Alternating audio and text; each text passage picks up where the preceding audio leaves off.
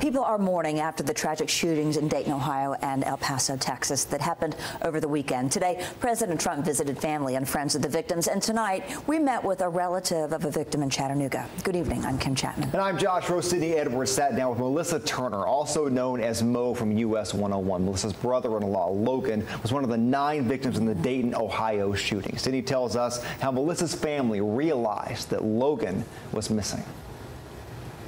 Josh and Kim, Melissa says she heard about the shooting in Dayton on TV and called her family there to check in. Her father and mother-in-law said things were fine and they were still trying to get a hold of some of their family members, one being their son, Logan.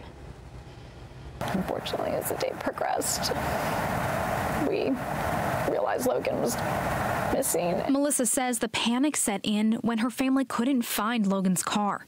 They had a feeling something was wrong, and around noon that day, they knew Logan was a victim that did not make it. Why us? You hear these stories all the time, and you just think if he had not gone to that bar at that exact minute and he waited a little bit longer. Melissa says it broke her family to hear the news, and she knows it's not just impacting her family, but the folks in Dayton that witnessed what happened. I feel like sometimes it's not even reality. Like you just want it to be not true. Because you think about how much your life and my family's life is going to be changed by this.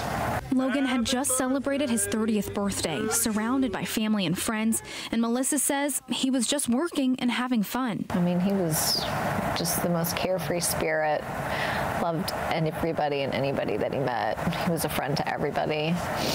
And though Melissa calls this a nightmare, she says this is a time to be kind to others and promote goodness, because that's what will make a difference. His dad actually, he posted on social today, he said, show someone today that you love him by giving him a hug, because that's what Logan would do. That's just so true.